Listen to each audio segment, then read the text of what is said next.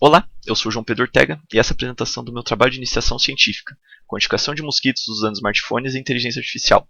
Participei do programa PIBIC Fundação Araucária e sou aluno da UniOeste. Meu orientador foi o André Gustavo Maletsky e a Bárbara Nadai. Bom, casos de doenças transmitidas por mosquitos crescem gradualmente no Brasil, causando grande impacto na saúde pública, por motivos de crescimento populacional, urbanização desordenada e invasão de habitats naturais, trazendo arboviroses como dengue, zika e chikungunya. Temos aqui dados retirados do jornal O Estadão, onde retrata o impacto da dengue no Brasil ao longo das últimas 4 décadas. Vale-se realçar o número de óbitos da nossa década atual, que em somente 2 anos já quase ultrapassa o número de óbitos total da década dos anos 2000. Os principais mosquitos vetores são Aedes aegypti, Albopictus, Anopheles aquasalis e o Culex quinquefasciatus. Porém, como o principal vetor da dengue aqui no Brasil é o Aedes aegypti, ele será o foco do nosso trabalho. O monitoramento aqui no Brasil é feito atualmente através da contagem da proporção populacional do mosquito da Aedes aegypti, seguindo a metodologia do LIRA, levantamento de índice rápido para Aedes aegypti. Há também táticas de captura de mosquitos adultos, porém essas estratégias ainda precisam de um profissional altamente especializado da área, um entomólogo, para realizar a classificação e a contagem, estratégia lenta, imprecisa e manual. Agora, se tivesse uma solução tecnológica, seria possível automatizar a classificação e a contagem e estimar a população de mosquitos vetores com maior precisão. Assim, na área de aprendizado de máquina, há as tarefas de classificação e quantificação, onde a classificação ela se preocupa com o comportamento de indivíduos, tenta atribuir um grupo a um indivíduo, uma classe, nesse caso o Aedes aegypti, e a quantificação se preocupa com o comportamento de grupos, como por exemplo a proporção populacional do mosquito Aedes aegypti aqui. A quantificação utiliza frequentemente a classificação como etapa intermediária, porém, não devemos nos enganar, são tarefas diferentes. A classificação ela entende que a distribuição de classe se mantém, já a quantificação entende que varia. O quantificador mais simples, classificar e contar, o CC, ele não representa bem essa dinâmica de distribuição de classes que variam. Assim, nosso objetivo é estimar a quantidade de mosquitos vetores de doenças, com ênfase na espécie Aedes aegypti, mediante imagens de mosquitos capturados por smartphones. Esse trabalho foi dividido em 3 etapas: construção de conjunto de imagens, de quantificadores e avaliação experimental. Etapa 1. Construção do conjunto de imagens. Foram coletadas imagens no Laboratório de Entomologia Computacional, COEM, aqui na UniOeste, e da literatura, Parque et al. 2020 e Pis et al. 2022. Na coleta em laboratório foram seguidas 4 fases, sendo a primeira a escolha da espécie de mosquito, a segunda a escolha de um smartphone para realizar a captura das imagens, a terceira a escolha de um dispositivo de amplificação e após as imagens coletadas, elas são armazenadas em uma base de dados. Construção de quantificadores. Como foi dito, a quantificação utiliza a classificação como etapa intermediária. Uma área que vem ganhando bastante relevância na classificação atualmente é o de aprendizado profundo com a técnica de redes neurais convolucionais, CNN. CNNs utilizadas foram BGG16 e ResNet50, com configurações de taxa de aprendizagem de 10 elevado a menos 5 e pesos pré-treinado e não, PTNPT. A quantificação, por ser uma área muito nova, ainda há um grande esforço da comunidade em agrupar esses métodos.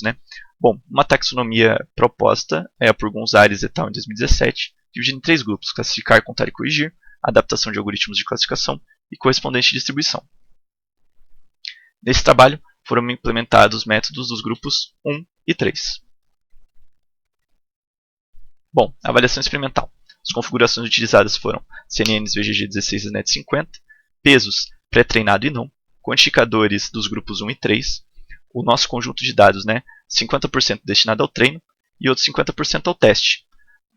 Da partição de teste foram retiradas amostras com variações de tamanho total e de proporção da classe positiva.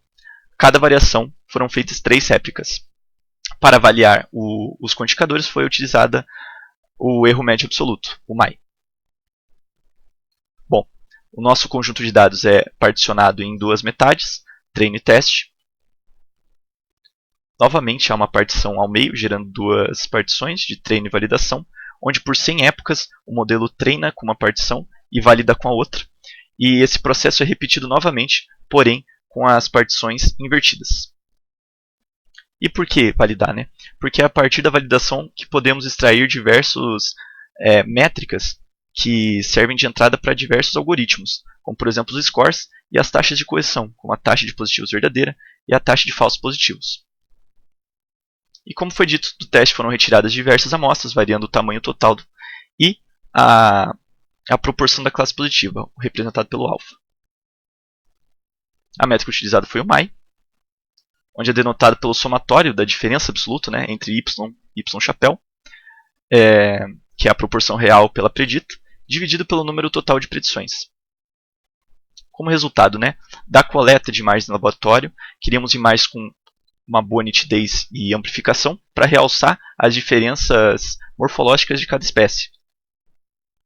Da coleta da literatura, esses são exemplos do PARC e do PISE.